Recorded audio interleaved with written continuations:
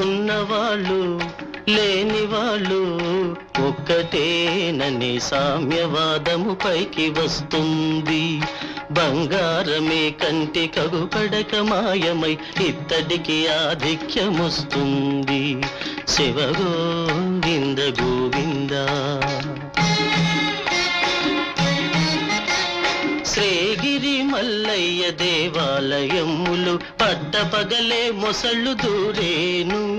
తిరుపతి వెంకన్న గుడి 4 రోజులు పూజలేక మూతపడేను.